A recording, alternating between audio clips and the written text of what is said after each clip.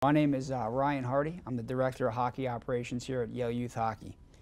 Back in October, November, when the board asked me to take on this undertaking, I was really excited to get back involved with Yale Youth Hockey and to be able to be involved not just with one team coaching as I had in the past, but to help develop all of our players across the board.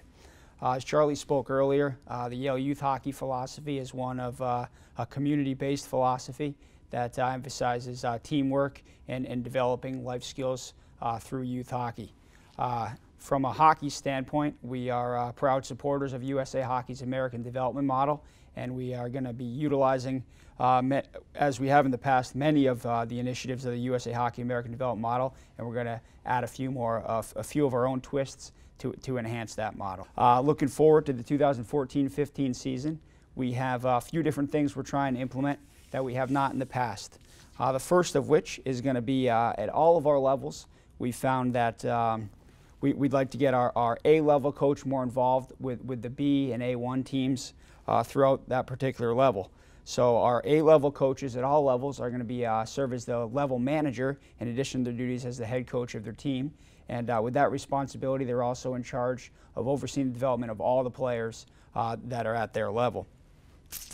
Another notable change is that with our across-the-board implementation of the USA Hockey American Development Model, which primarily focuses on individual skill development, we've decided to make different use of our Yale Youth Hockey skating skills and drills program.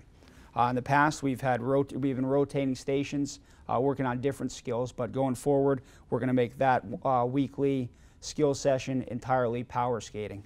The goal there, as Charlie alluded to earlier, is to help us develop elite skaters, which we think is the foundation for becoming a great hockey player. We won't lose out on skills in the player development process because skills will be incorporated into all of our practices at the percentages outlined by USA Hockey within the ADM. The third new initiative that we're implementing this year is position-specific training at our Pee Wee and Bantam levels on the A and A1 teams. I'll talk a little bit more about that in greater detail when we get to each level, but the core of that is that with the players getting to the Pee Wee and Bantam level, we want them to work on skills specific to their position that they'll have to transfer from practice to the game, and that's something that a lot of colleges, a lot of professional teams already utilize, and we think we can back it up, bring it back into the youth hockey, and help use that as a vehicle to further develop our players. We had a little bit of a shift in our philosophy in terms of selecting head coaches for the 2014-15 season. What we've chosen to do is find non-dad, stipend-based, professional credentialed head coaches and all of our A and A1 teams as opposed to just the A teams in the past. We had a great pool of applicants, one that I was very impressed with, and we emerged with some great candidates to lead our kids in the 2014-15 season.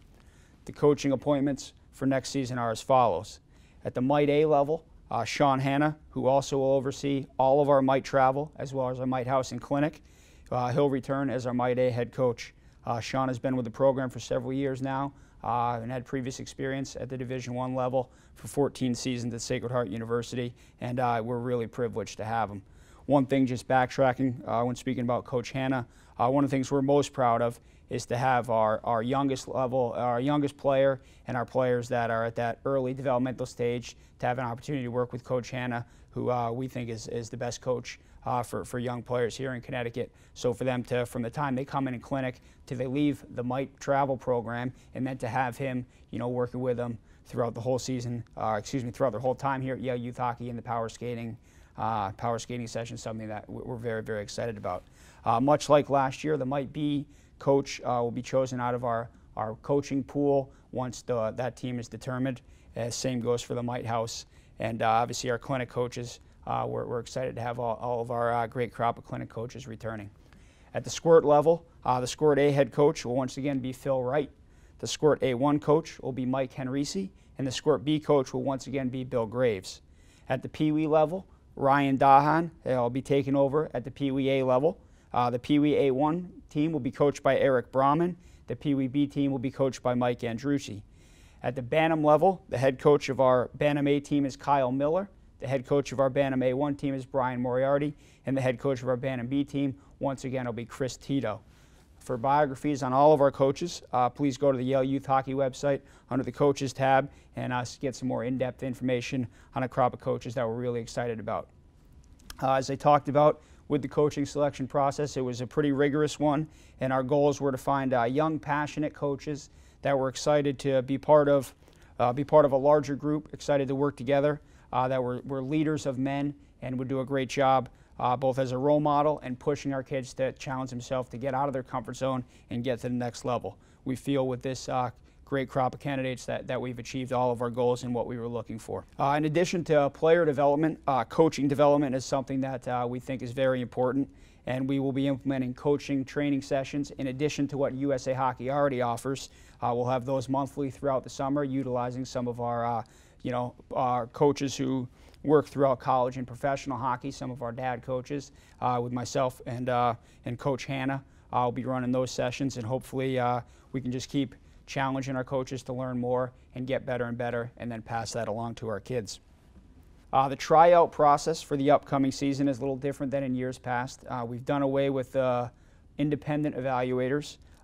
We just felt that it was easier to have the coaches select the teams, especially now that we've moved into a model with non-dad coaches that eliminates any perception of any perceived bias. One of the most important things for us in the trial process is to make sure people are comfortable with the transparency of the process, make sure they know that we've eliminated anything that would appear to be political, as that's not what we're all about. Myself, along with our tryout committee, will oversee the tryout to make sure that the players are placed on the appropriate teams. And the teams will be chosen by the head coaches of each team, with us, making sure that everything is flowing smoothly. In addition, the players will be chosen on their merit on the ice, and then bubble players will be selected through a process. Instead of just randomly almost picking on the last day, we're going to go back to the previous year's coach and find out as much information with the player about competitiveness, how hard does he work, how hard does he work in practice, how hard does he work in game, and what kind of kid is he in the locker room, to make sure that we're putting players on the appropriate team that they'll be most successful. In terms of numbers of each team, we're trying to get equitable numbers on each team, although you'll notice that the A, the A1, and the B, the A and A1 will probably have one fewer, will have one fewer player probably than the A1, and then the same thing with the B. And just aligning with our philosophy on developing players and placing them at the appropriate level, we want to make sure we have that ability to move a player perhaps from the A1 team that put in a ton of work in the summer, more applicable for the A team going forward. We want to make sure we got that ability to move that player up if he or she has earned that opportunity. And that's something that we're really excited about. But again, the numbers will be equitable. We'll get to as close as about 15-15 as we can. It might look more like 14-15-16, but we definitely want to do away with some of this 13-20, 12 stuff that we've had in the past. After tryouts, the tryout results will be posted online, and the head coach from each team will follow up. More information can be found under the Rules and Procedures tab on the Yale Youth Hockey website. As I spoke about earlier, at the MITE level, we'll be run again by Sean Hannah, MITE Travel, MITE House, and the clinic program. The curriculum will be much the same as it has been this year. The heavy emphasis in the USA Hockey ADM, station-based practices, very focused on skills, individual skill development. Coach Hannah and his staff at all those levels do a great job. And the MITE travel teams will have their requisite average of 2 practices, obviously able to take part in the skill sessions, the power skating session, and then they'll be using they'll be playing their cross ice games as they have in years past, and I believe USA Hockey is changing the number from 10 to 8 full ice games after the first of the year. As I spoke about earlier, we're trying to adopt all of USA Hockey American development model, all of their mindset, their philosophy, because they've put a lot of money, invested a lot of money and a lot of time into that research, and we feel that it's best for the kids. The station-based training at the MITE will continue into the Squirt. It's going to be a little different next year than this past year. This past year we went entirely off the USA Hockey ADM practices off the website. Going forward, we're going to use those about 80 to 85% of the time. with 15 to 20% of the time more of enrichment, just to add on to take that to the next level off the curriculum, and it's stuff that our coaching committee is going to incorporate, and you know, kind of instill our coaches some next level stuff that they can plug in with the squirts and really challenge the kids to find the next level. Along those same lines, it's the responsibility of all our coaches to create, as I talked about earlier, a fun environment for the kids where they're challenged and work hard. And we want to make sure at the squirt, pee-wee, bantam, and the mite level as well, that our coaches are challenging the kids, pushing them to reach their best, and making sure that everyone's getting the most out of their time here at Yale Youth Hockey. The squirts travel teams, much like this year, an average of 2 practices, and then, you know, there are 16 to 18 home slots, and hopefully same amount of games away.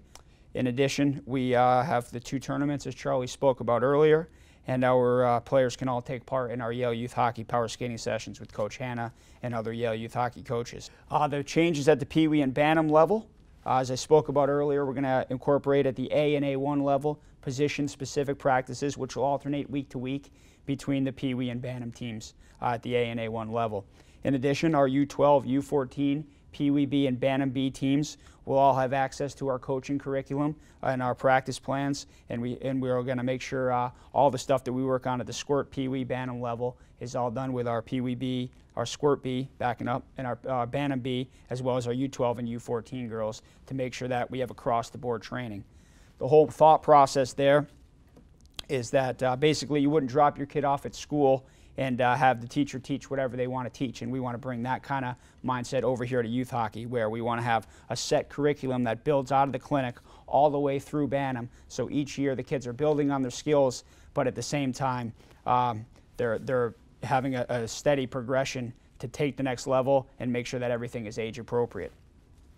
As I talked about, the Pee Wee and Bantam teams will have their alternating weekly splits by forward and defense. We're going to work on concepts that are specific to their position. So instead of the A and A1 team splitting ends, the forwards from the A and A1 team will go down one end, and the defensemen from the A and the A1 team will go down another, and they'll work on skills which we'll set in our curriculum that are specific to their training. And their other 2 practices, as the other levels, at the mite and squirt level, everything is outlined within the ADM on their practices off the website. We've created our own curriculum at Pee Wee and Bantam. 1 practice a week will be entirely individual skills, and the second practice will be a combination of concepts, small area games, and some light systems, in addition to that alternating weekly position-specific training and also power skating. In terms of just comparing us to other programs, it's just quite simply no other program, you know, offers as much on the ice, and no other program is utilizing this curriculum from clinic all the way through Bantam. That's a progression and a steady progression to teach the kids pretty much everything that they need to know about this game when they graduate from Yale Youth Hockey. The last thing I want to talk about for this year, and then I'll talk about one thing going forward into the following season of 2015-2016, is our Yale Youth Hockey Summer Hockey School. We have got some great coaches coming in. We have Dan Muse, the assistant coach here at Yale University, Steve Greeley, the associate head coach at Boston University, Scott McDougall from Sacred Heart University, Joe Pereira, the assistant coach at UConn, and Bill Kangas, the head coach at Williams College. They're all coming in to give us 1 day each during our summer hockey camp, which runs from July 28th to August 1st. So far, we have about 50% or 50% full, but we still have spots left to fill, and we want to make sure we encourage all Yale Youth Hockey members to sign up before space runs out. But also for our outside, anyone outside of Yale Youth Hockey is also welcome to come to that camp as well, as long as there's space. It's a full day camp, Monday through Friday, that runs from about 9 a.m. to 6 p.m. 3 on-ice sessions and several off-ice sessions, and that's going to be over at the rink in Hamden. In terms of looking forward to the phase 2 of these Yale Youth Hockey initiatives that we're looking to implement in the 2015-16 season, like I spoke about earlier, I have been able to study different models throughout the country and looked at kind of the Tier 1 model, how that works, and looked at a community-based model like the one they use in Minnesota. And what I've tried to do is create a hybrid of that. So this year we're setting the foundation, setting the framework within our program to implement all of these different initiatives that are focused on individual player development. But we're also looking into the 2015-16 season, where at the Bantam level, our goal is to offer teams major, minor on the Tier 1 level to go play outside competition throughout the New England area. It's very important to us as a program that from the Mite through Bantam that we limit travel. We want to limit excessive costs and make sure that all the money that we do take in is reinvested into the players and into their development, and we're not wasting money on running around and a lot of excessive travel. So we feel we've built a program here that is a program that's one of its kind, focused entirely on individual skill development and creating players that will be successful long-term as hockey players and as people. Now I will thank you for your time, and I'll pass this on to our Director of Public Relations, Mike Orsini.